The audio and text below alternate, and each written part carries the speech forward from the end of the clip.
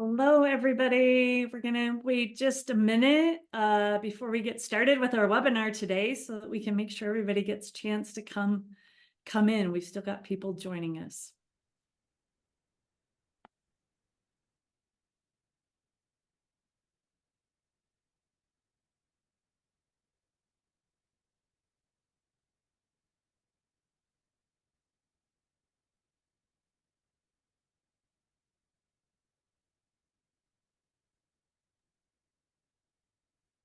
All right. Well, we may still have some latecomers, but I'm going to go ahead and get started. My name is Jennifer Morell. I'm the CEO of the Elections Group. And for those of you who are joining us for the first time, the Elections Group partners with state and local election officials to implement new programs or improve processes for voters and stakeholders. We provide guidance, resources, direct management support, and training for states and local jurisdictions. And our team is made up entirely of former election officials and election experts from across the United States. And we're so thrilled to have all of you with us today for AI and elections, helping election officials prepare for 2024. This 2024 election cycle is the first in the boom of generative artificial intelligence. I always have to pause when I hear myself say that. Officials are already preparing for existing challenges, but preparing for new challenges such as deep fakes and sophisticated malware. And so while we briefly discuss this today, we would like to note that AI as a science was not created to interfere with elections. Rather, AI was developed to improve productivity, enhance automation, and give us new insights into how we work. And that's the focus that we're excited to share with you all today. We have placed a link in the chat to a new resource that the Elections Group just put out. It's an artificial intelligence or AI primer covering AI and election administration. So you can either follow along at home with that or be able to look as we talk about some examples. You can visualize those using that example.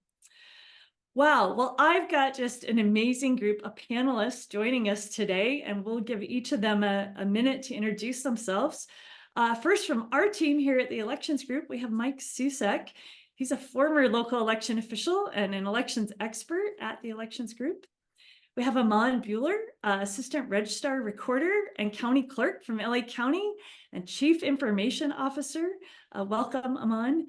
And Priya Garg, she's the Elections Program Director at U.S. Digital Response. Priya, welcome as well. So glad to have you here. Mike, could we start with you? And we'll just go around and do some introductions if you'll share with our webinar participants a little more about yourself. Yes, hi, thank you. Again, my name is Mike Susek. I've been with the Elections Group for a little more than a year and a half now. And prior to then, I was an election official going all the way back to 2004 when we were just implementing HAVA. First, always at the county level, mostly in Colorado. And then at the very end, before I joined TEG, I was an election director in northeastern Pennsylvania. So incredibly excited. I consider myself more of a really good end user of IT. I'm an elections professional, not an IT professional, but I've learned a ton on the way, and I'm happy to share this morning. Thanks, Mike. Aman. Good morning. My name is Aman Bueller. I've spent about 29 years in the industry, specifically in the IT. I'm the Chief Information Officer for Los Angeles County Registrar Recorder County Clerk, and for the last 6+ years, I've been involved with elections. So I told this to Jennifer earlier last week that I could speak technology earlier, but now I can claim to understand elections a little bit. So it's a great way of tying technology into the greater good. So happy to answer any questions and give my perspective. Awesome. Thanks. Priya. Hi, everyone. My name is Priya. I'm Director of the Elections Program here at USDR, and US Digital Response is a nonprofit that helps local and state government offices serve their constituents better using digital services and technology. And our elections team specifically partners with election officials across the country. My background is in technology. So like many election officials in the US, I have been introduced to elections world only in the past 4 years. Before that, I was a product manager working to build software for a consumer startup in the Seattle area. And then after that, and most recently, I was at Amazon helping launch Amazon Pharmacy. But I have fallen in love with the world of elections and building software for election officials, and I'm excited to chat about AI today. Thank you all so much. Man, I'm so excited. What just an awesome lineup. I think more and more we're realizing how critical and valuable it is to have people with a tech background in our election offices. So really thrilled to have you all here. We've seen extensive coverage in recent months surrounding AI and its potential use for bad actors to influence or potentially interfere with elections. In fact, feels like that's in my inbox every single morning when I wake up. So I do want to acknowledge that there are a number of agencies and organizations working to provide resources and advice and other types of support to help election offices be prepared for negative uses of AI. So I do not want to discount any of that work or the potential threats by having this conversation about the positive uses. But our work at the Elections Group is focused on resources to support election offices. We recognize that this human resource gap exists in just about every office. And we've been thinking a lot and playing and tinkering, and Mike especially, which is why I'm so thrilled for him to join us, with AI chatbots and generative AI tools to try and identify positive ways this technology might be used. The AI primer we put in the chat demonstrates a couple of those ideas that we've been exploring at the Elections Group, but we're really excited to give all of you an opportunity to hear from this great lineup of panelists who've actually started working with and deploying generative AI tools for use in government organizations. And I would just want to pause and add one thing I think that's important to keep in mind as we think about these positive use cases is that election officials often provide other government services in addition to administering elections. So just like the workplace productivity tools that for folks that are old like me, remember those coming on the scene, Word, Excel, PowerPoint, right? Those transformed the way our office worked for the better. We think AI has the potential not only to help offices meet the growing demands on their staff, but to help them continue to administer elections as efficiently and accurately as possible. So to get things started, let's do a quick round robin just to help us all understand what generative AI is when we use that phrase and how it differs from other AI technologies. I'm also curious to know if each of you have any suggestions for ways that election officials can improve their AI literacy. So as we're following this national conversation, they feel like they're a part of that. Mike, I'll start with you and then we'll go to Priya and Aman. All right, great, thank you. So I'm going to speak in very non-technical language, so my cohorts here can maybe do a deeper dive than me. But just to start, artificial intelligence in general is programming computers to learn and behave in a way that really mimics human intelligence and human patterns of learning. So traditional AI programs, I kind of think of them as a incredibly sophisticated, complicated decision tree, where it can take in massive amounts of data, very diverse forms of data, in real time, in dynamic changing data, and analyze that and come to conclusions and kind of point us to outcomes of that data. What's different with generative AI is that not only can it help make decisions, but it can actually produce new content. We commonly think of generative AI producing, we could use it to generate pictures, to generate computer code. So that's the main difference when we're talking about generative AI. And so to address briefly the latter part of the question on improving your own understanding of artificial intelligence, for me, it was just about being curious and not being intimidated by the subject. I happened to see it come up on a talk show. I found it interesting. I started listening to some podcasts, reading some articles, not even academic articles, just common news sources, reading some articles about it, picking up a book or two, Googling the terms that I didn't understand. And again, just being curious and just kind of going for it. And also playing around with it, playing around with some of the tools that are available. Awesome. Thanks, Mike. Priya. Yeah, that was a great intro, Mike. I would just add two things on the first part of the question, which is how is generative AI different? The first thing I would add is that it is so good at mimicking human speech and behavior. The thing that it does sometimes is hallucinate and generate things that you're like, that's not quite right. So that's something that's unique about generative AI models. And the reason that happens is the way that it's built. It just takes in vast quantities of data and text and then spits out output in a way that, to come to the second point of how it's different, in a way that we actually don't fully understand. So when a generative AI model outputs a response, there's not always a way to point to exactly why it gave that response. So these are the two ways I would say that it's different maybe from previous models. Is one that, yeah, sometimes the answers generated there's a margin of error on those. And then two, we can't always point specifically and say, this is why it gave that response. All of that said, it's a very exciting technology and I think has a lot of use cases that are very exciting for election officials. I would second a lot of what Mike said on how to increase your AI literacy. My favorite way is to literally just bring up a window of one of these tools and play around with prompts. So examples of things you can pull up on your computer right now in another window while listening to our panel attentively. ChatGPT is something that is released and publicly available and free. There is Gemini, which is Google's version of ChatGPT. Then there's Copilot, which is Microsoft's version. And then there's image generation tools as well, such as DALL-E, which is made by the same creators of ChatGPT.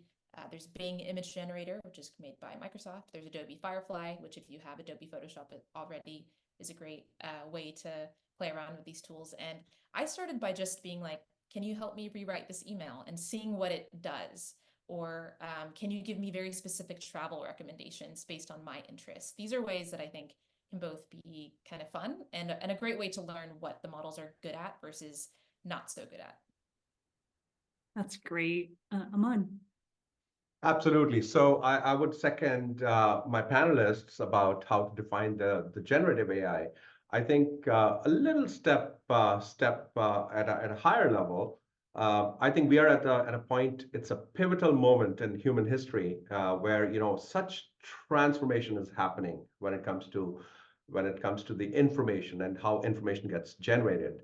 And I think the organizations, as Priya mentioned, whether that's Google or OpenAI or Meta, they have consumerized this technology so much that now it's in the hands of general public. So I think AI, while the science is not so new, but I think what's new is that now it's consumerized. Now, whenever there's an advent of these kind of technologies, transformative technologies, my mind goes back to the 1990s when internet came into being and everybody started using the information that's available on the internet. Or even further, about 2 centuries ago when the automobiles came into being. Suddenly from the horse-drawn carriages or the steam-powered engines to automobiles, new laws were introduced. The entire population needed to be literate in how to do things. The road network, the new industries were formed. And I think we are looking at that kind of a transformation in human history where I think there needs to be a general AI literacy across the board. Agreed with Priya and Mike that we definitely need to be curious. We need to evolve. But I would say from a transformation standpoint at the organizational level, I want to take a programmatic approach where, as you know, I had the IT portion, but then my business peers and my operational teams, the clerical staff that's greeting the public on our public-facing counters, are they literate about OpenAI, about AI in general or generative AI? So I think I want to take a programmatic approach and even take it further to the general population, the voters that we serve, the public that we serve. Can I start introducing some bits and pieces of AI and more importantly, be fully transparent? Tell them where this content is being generated, whether it's a bot that they're talking to, where's the source of the information? Is it the general internet or it's our official source of data that this information is coming from, or whether they are talking to human, or whether they have been escalated to someone human. So again, the strategy here in Los Angeles County is not to replace humans. We have a strategy to keep human in the loop. Human and the organic intelligence has to be the center point. Everything else, the synthetic intelligence, has to be around the organic intelligence. So those are some of the things that I am trying to elevate the literacy level when it comes to AI. And again, it's an evolution. We're at a point where I think society at large, we as organizations, we have to be literate. There's absolutely no going away from it that it's a techie thing. I don't need to learn. I think we all have to learn. Aman, that's great. And I mean, all three of you, man, I feel like we could end the webinar right now because you've given us all so much to think about. Certainly, this is why we created the AI primer that we've put in the chat, because we want the election community to feel like they can start having that conversation and building on their literacy. I love the idea of being curious and of exploring different ways to use AI. Priya, I have not yet used it to help me think about my travel, so that's going on the list. And Aman, thanks for reminding us we are at a pivotal moment in history, and we want to make sure that the election community doesn't get left behind. So thank you so much for setting such a great stage for the rest of our conversation today. On that note, I do think there are the election community and election officials certainly recognize the significance of AI. As I said, it's hard to go through a day without seeing an article or a conversation about it. We also know they are really busy right now. There are a lot of primary elections happening, lots of preparation for November, that maybe in their day-to-day work, they haven't directly, that day-to-day work hasn't directly intersected with AI. So let's start discussing some of those potential applications of generative AI tools that might enhance work performed maybe even right now in local government offices. And Mike, I'm going to start with you again first, only because you just got done leading a conversation in Portland with some election officials at a conference around this. So can you give us just a high-level overview of some of the ways we've been thinking generative AI might be used to enhance the work of election offices? Yes, absolutely. Happy to. And one caveat, we will get to a little later about responsible use. And right now we just kind of want to think big, just like kind of the pie in the sky magic wand. What are some ways that we're thinking about, and like Jen said, tinkering around with AI productivity tools to enhance elections administration. And I think for me, one of the key words is productivity tool. We are using these to supplement our work. We're using these kind of as almost like personal assistants to introduce new efficiencies into how we work. So a couple areas where we found this to be helpful. First is in communications. Artificial intelligence, generative, it is incredible at working with text. I mean, that's kind of its thing. So if you are maybe drafting a task force report or a presentation, if you're drafting even just an email response, generative AI is really good at taking that first pass for you. You'll still want to, like Aman said, you're still going to want to have that human component. You're not just going to hand that product over to the public, but it's really good at drafting for you. So we've used it in communications. It's also really good as a research assistant. I found myself using it similar to the way I use search engines, typing a question into a large language model and kind of gauging its response. It's also really good at summarizing large volumes of data. So let's suppose that you're reading, if you're given several large requests for proposals or new legislation, you can upload those PDFs and ask for a summary. You're of course going to still want to do your due diligence and read the entire RFP before you issue any sort of award. But it's great at giving you just a first pass. Hey, can you give me a high-level summary of these to start with? From there, it's also great in accessibility. AI is probably driving most language translators currently. We found it very helpful for analytics. Although we wish that we all had an analyst on our team that can build us beautiful dashboards in Power BI or Tableau, The truth is, I found that most of us are using Excel, using Google Sheets, which are great tools, but can also be time consuming. And so I found that the nice thing about using artificial intelligence for analytics is you can just write a very plain natural language question, upload some publicly available data to it, and it can build you some charts. It can identify outliers or insights into your data. We found that to be very helpful. And just as an aside, since we were tinkering, we proofed those against Microsoft Excel, and we did get the correct answer. So there's some great potential there. Also, we have used it just in general operations. One thing that we are really, really excited about, anytime we have a chance to tell people about this, we use it as a tool to assist in ballot proofing. Now, of course, this doesn't mean that we're going to ask ChatGPT if our ballots are okay and then send them off to the printer. But as another layer to your proofing, what we did was we uploaded a PDF of a sample ballot for a gubernatorial race. And we also uploaded a Microsoft Excel file that had the official list of candidates from the state. To kind of stress it a little bit, we went into the Excel file ahead of time and we purposely misspelled some candidates' names. And we purposely added some candidates that didn't exist on the sample ballot. And then we asked the program if it could help us compare the two and look for discrepancies, look for errors. And it caught everything that we did. It caught all the errors that we introduced. So just a tool like that to add, again, as another layer for ballot proofing has tremendous potential. Leading up to the elections, any newspaper you open across the country, unfortunately, they're finding these proofing errors. And this is a great tool to help us out. And also just in general productivity. Like I said, it can assist with writing emails, responding to emails, office automation. So just across the board, there's incredible potential. Thanks, Mike. That's a great list to get us all kind of get the juices flowing and get us thinking about the potential. Aman, I'm going to turn to you now.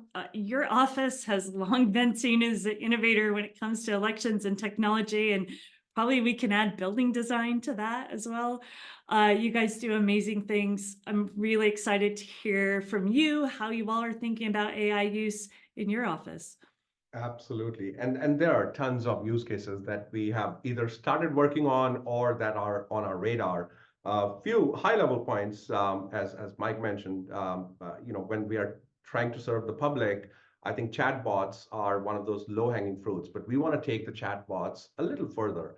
We want to develop a true omni-channel strategy that can speak different languages, the interface, and how can it be exposed to multiple interfaces? Website and chatting on a website is one way.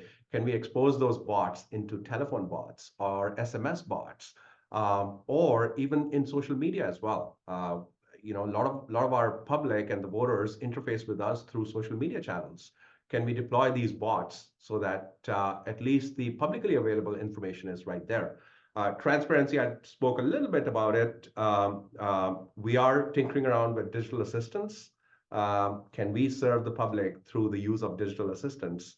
A great use case that Mike kind of alluded to, the translation. So what we've done very successfully, and it's been live and in production, was the first foray was text to speech. And we know text to speech is not a new technology. It's been there for ages and ages, but we took it further and we introduced a layer of AI into it. Can we control the human-based nuances in speech? Can we control the pitch? Can we have the pauses? Can it speak different languages? In fact, we're very proud to say that in this March primary election, all our audio ballots were actually recorded by a bot. So we were able to get a lot of productivity there. And now we are taking it further, and we are playing around with machine translation. We're creating our own LLM, so to say, which is so far LA County centric, but we're trying to train the model so that it can understand the election-specific nuances. As you know, we call ourselves election geeks because we understand election, and election is a very different world. Can the language models understand very election-specific terms? And once we reach a level of maturity, we want to open it up to the election community. Let other jurisdictions start benefiting or maybe even contributing to as these language models get matured. A lot of internal use cases. We have internal bots. So simple things like IT help desk. I need to change my password. I need to reset. All can be done by bots. In fact, a lot of those operations are actually done by bots here. Data analytics, business intelligence is a huge thing.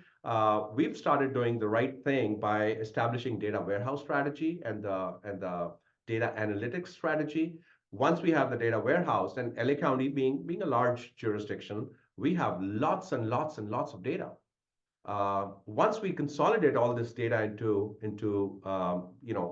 data lake or data mart, can we introduce natural language processing so that my business users can ask questions in simple language and get the data answers from the data? We know the bots can write, or the AI element can write the SQL queries.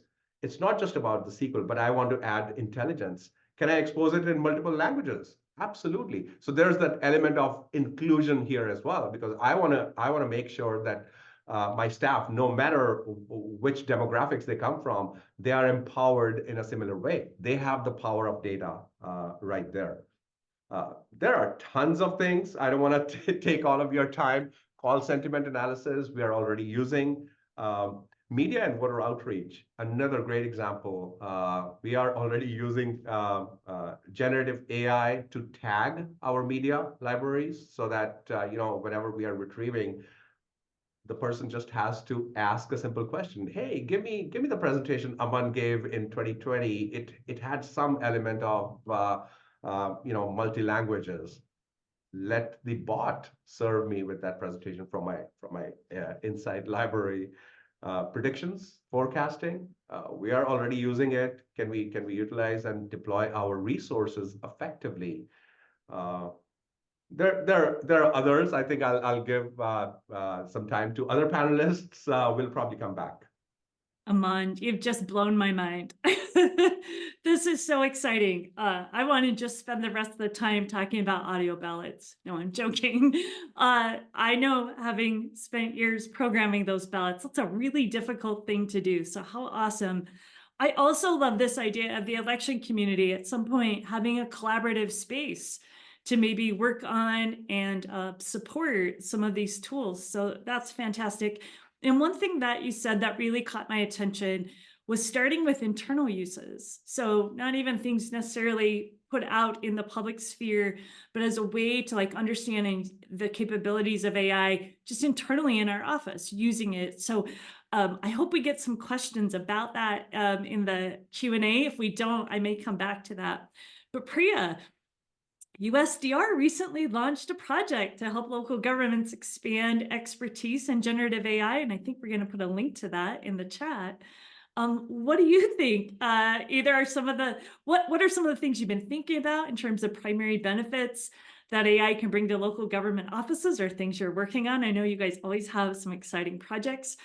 But also I'm going to give you an added twist, if you don't mind, because you are at this interesting intersection with the private sector as well.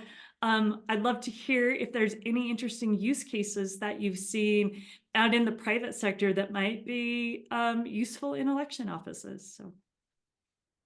Yes, totally. So we are very excited. We just launched a program in partnership with Google.org, a generative AI program that is not unique to just our elections work. It spreads across all of our program areas at USDR, where we do work with a lot of other types of public officials. And our goal with this program is really to create a safe space for public officials to build their AI literacy and also to experiment with the uses of generative AI. There are so many conversations happening now at the federal level around, like Mike said, using AI responsibly, and there's governance that needs to be put in place for that to happen. But at the same time, in order to inform that governance, there's experimentation that we can be doing in safe spaces. And so that's what we're aiming to create. And we've done a lot of fun and interesting projects there. When it comes to our work with election officials, there's two types of projects that we're doing.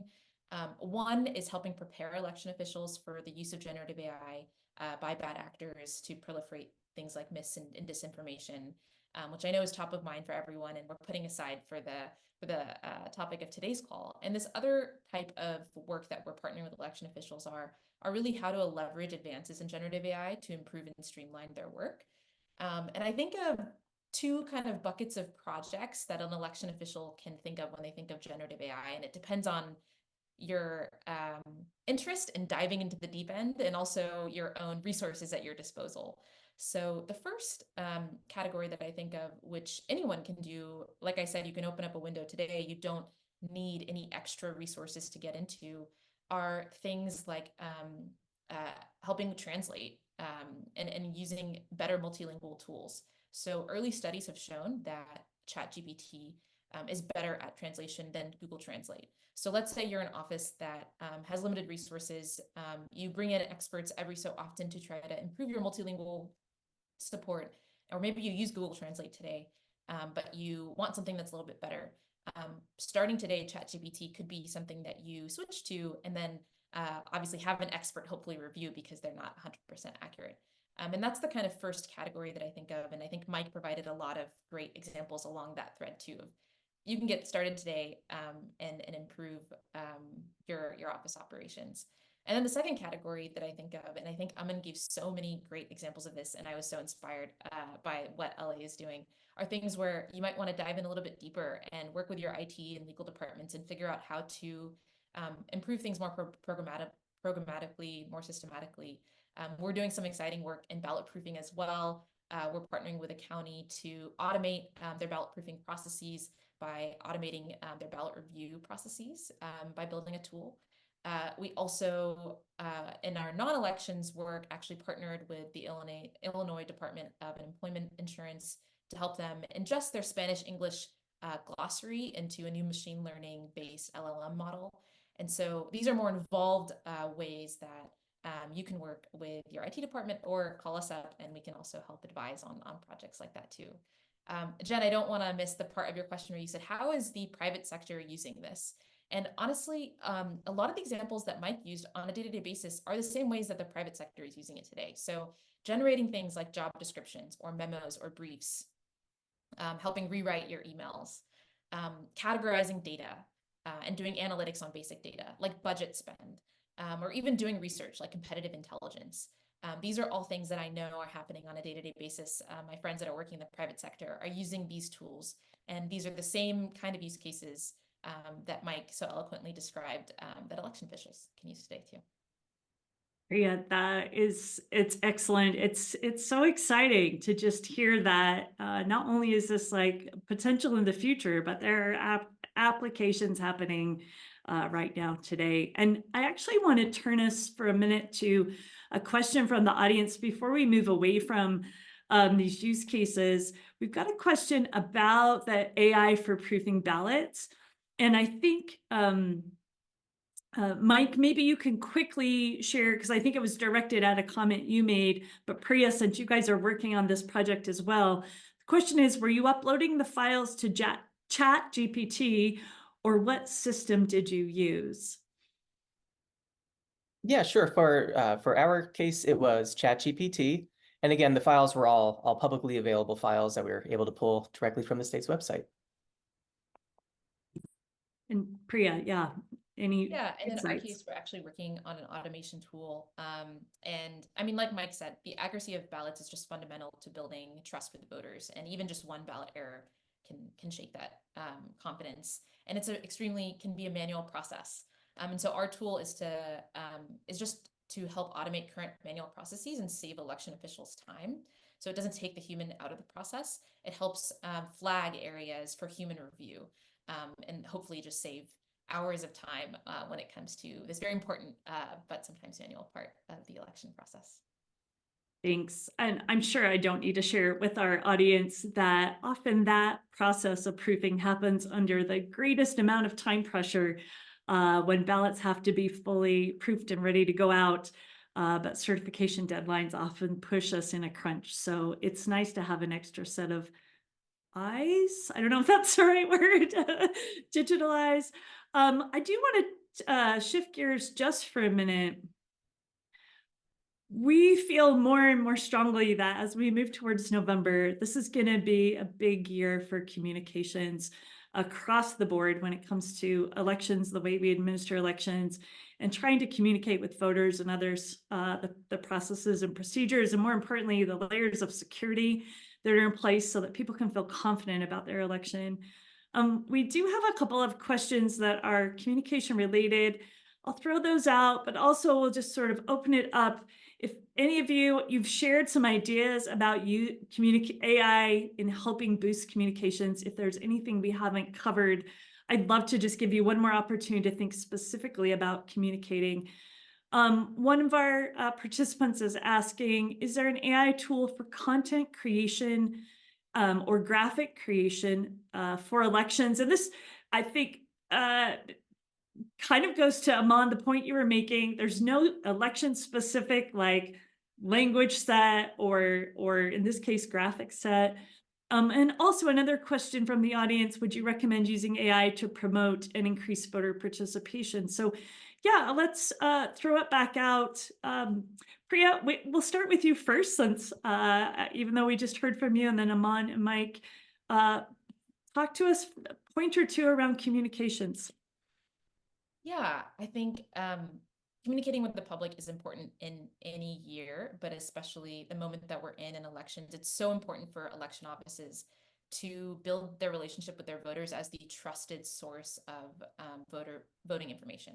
And I think the ways that generative AI can be useful to this is organizing public information clearly and in plain language. It can be used as an assisting tool for that.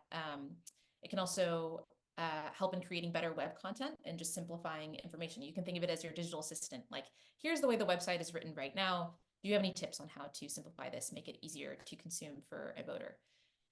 There is a lot of interest, I think, in use cases like chatbots, and I think that there's a lot of potential innovation that could help in that area. And I'm excited to hear that LA County is doing a lot of cool work in that area. I would say that when I hear the word chatbot, I think of it as a nebulous term. A chat interface can be useful in some use cases. And then I think for users that are on the go or don't have time to like write a sentence, it might not be as useful. So I would just think about the exact problem you're trying to solve when you are exploring something like a chatbot. And then I would also think about, again, for anything that's voter facing, if you're using an AI tool, that risk of hallucination. You would want to have very strict and rigorous guidelines for the use of Gen AI in any voter facing context. And I think that also gets to this idea of how to build trust with voters. It is critical to be transparent with the public when you are using AI in any sort of interface with them. So being very clear about where AI was involved in the process, providing more information about how those models are used, how they're supervised, and actually, if it's in a public-facing context, allowing the public to flag things that they don't think are accurate, or ways for people to appeal decisions that are made by generative AI. It's likely that as we get into all of the use cases of generative AI, that there actually will be new roles in government that are specific around building trust with the public around these kinds of tools. So I think we're very early in these use cases, and I would say that a lot of the conversations I'm having with election officials for when we think about this year, and we have our blinders on for this year, are around how can I help, make my life easier today. And I think that there's a lot of interest in some of these more advanced applications, and we're having conversations about those. But what I'm hearing is a lot of, how do I make my life easier today? How do I do it in a way that makes that is transparent with voters and the public? And then how do I, maybe for 2025 and beyond, think about like some of these more involved use cases? That's great. Thanks. Aman, some more tips on communications. Absolutely, absolutely. And this is one area where we've seen, as you opened up the conversation, Jennifer, that we've seen some negative uses of AI. And I think, frankly speaking, I think in this society, we're going to see more and more usage of disruptive behavior from bad actors. Whether that's intentional or not, that's a separate debate. But we will see social media with lots of misinformation, disinformation, malinformation. So we subscribe to the philosophy that at least can we educate the voters that the content that's coming from us is authentic and official.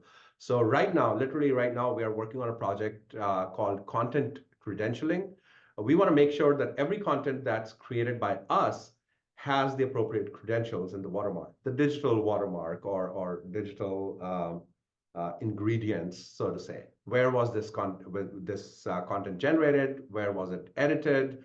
Whether it's officially coming from Registrar Recorder County Clerk or not.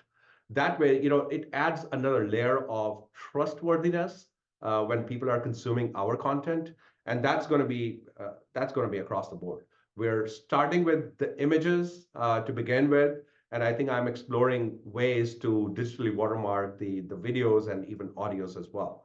Audios not so much because we rarely use audio content to reach out to the public, but video and images are frankly speaking a lot.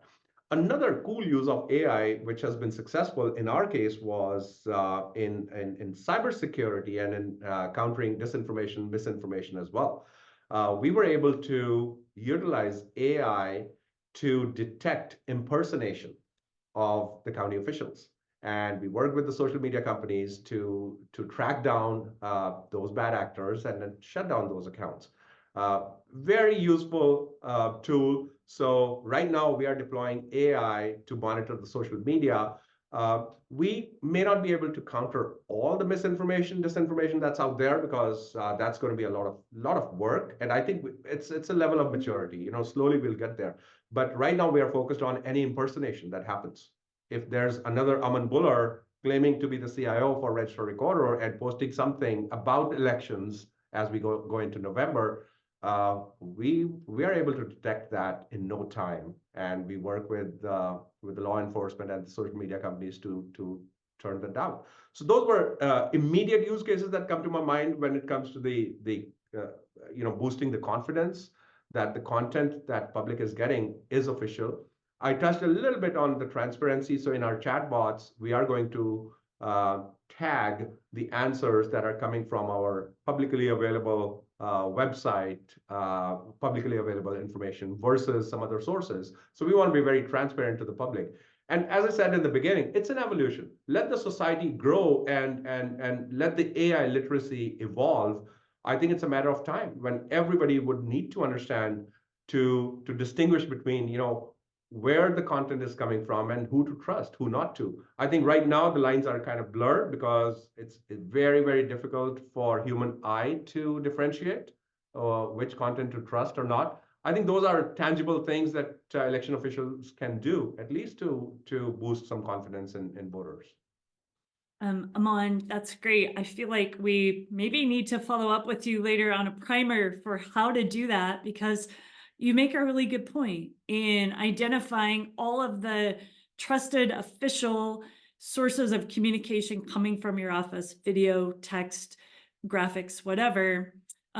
It also, whether they were AI generated or not, if I heard you correctly, making sure that things are tagged as this is official really helps with the problem we don't have time to get into today.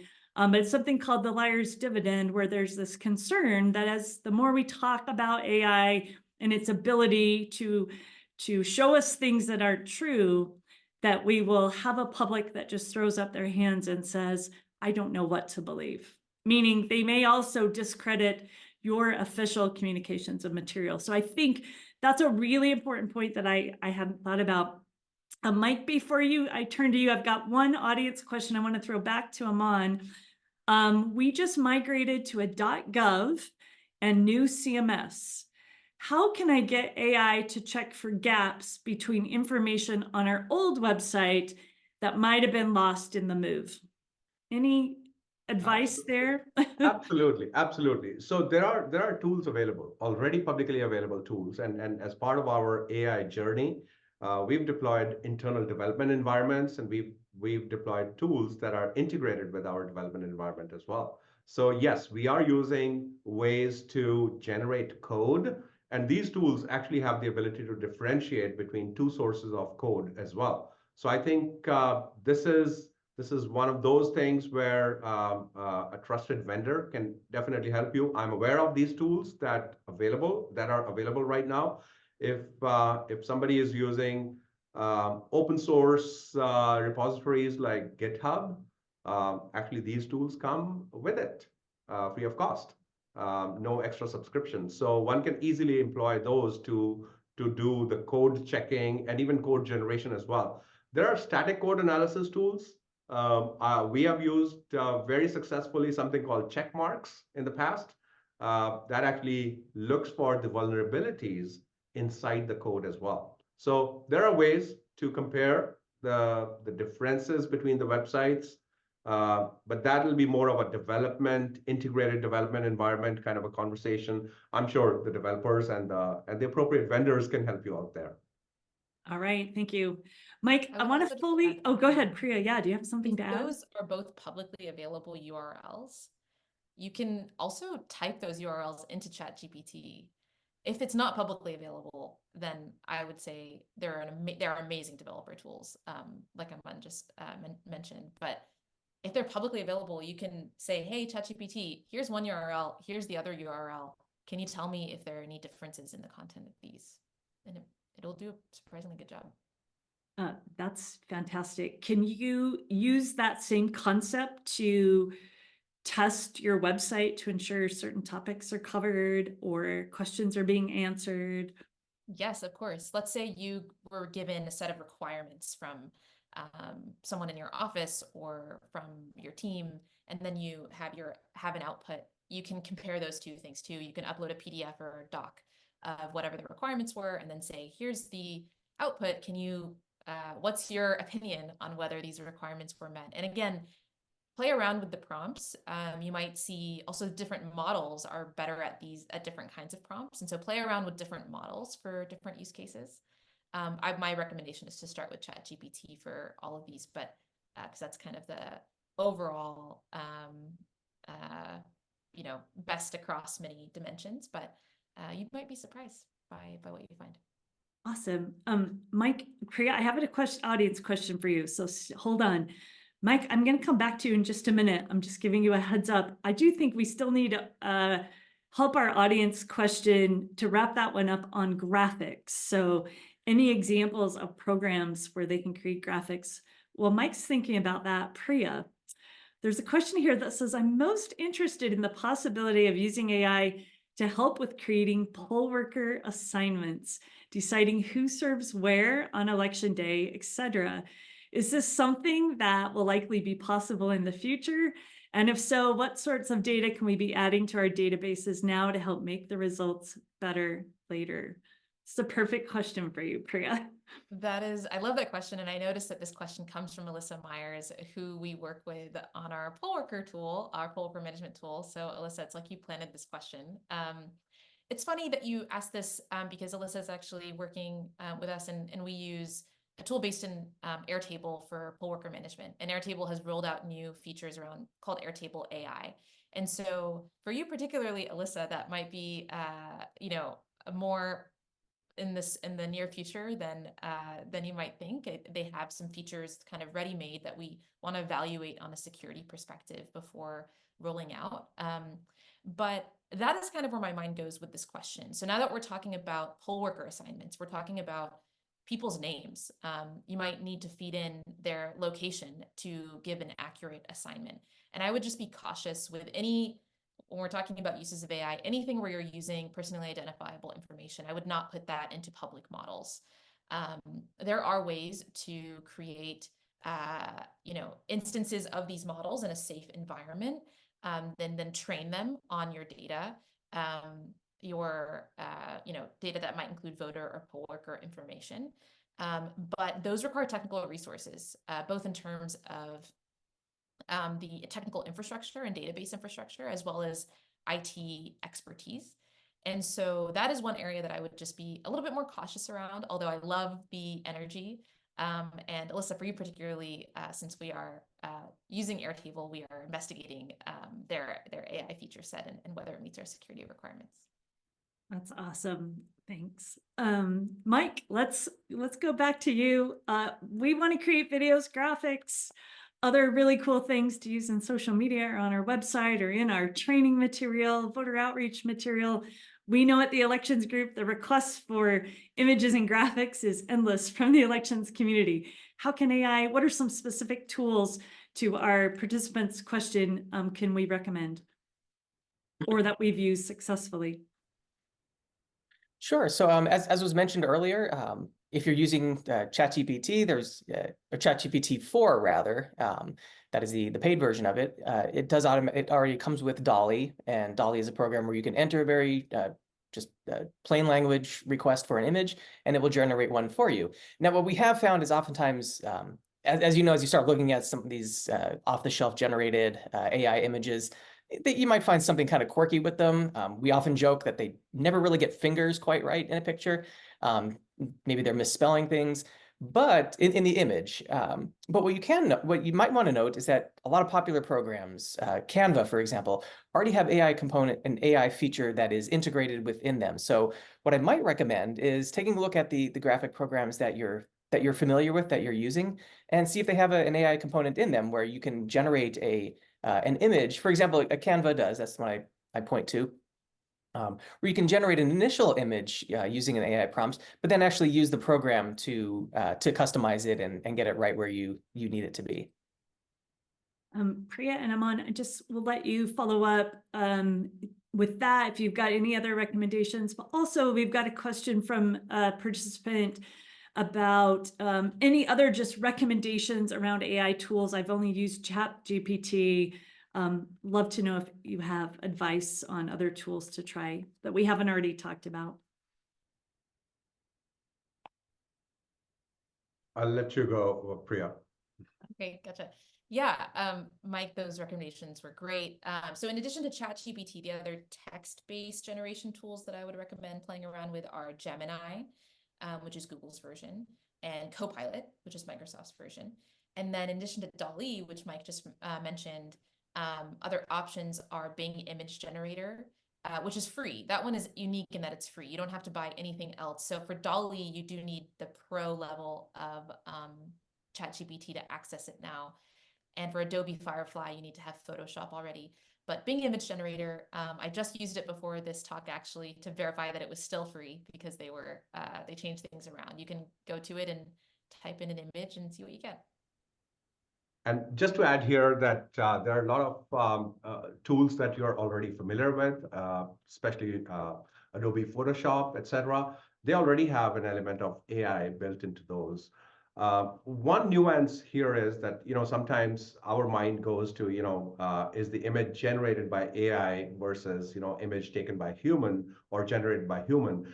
I think there's the entire spectrum of things. You may have 90% of the image generated by humans with maybe 10% or any variation of that, the elements that are added by the generative AI as well. So I think we have to keep in mind that, there's this entire spectrum of things.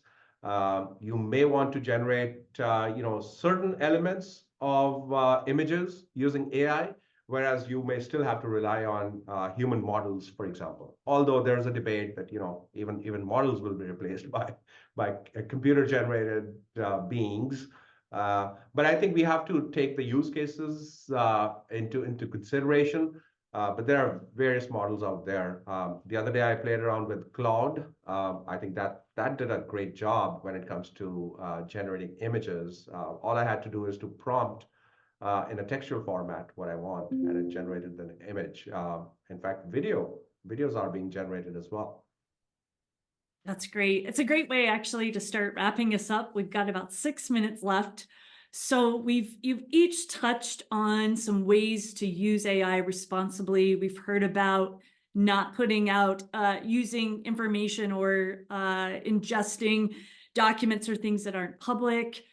We've heard about always having a human being in the process, meaning somebody to verify or vet the output. I'm just going to go around the room real quickly, maybe in a minute or less. What are some other things that you would recommend or resources for election officials to go to think about the responsible and secure use of these AI productivity tools if they decide to start using them in their day-to-day operations? Why don't we just go Mike, Priya, Aman?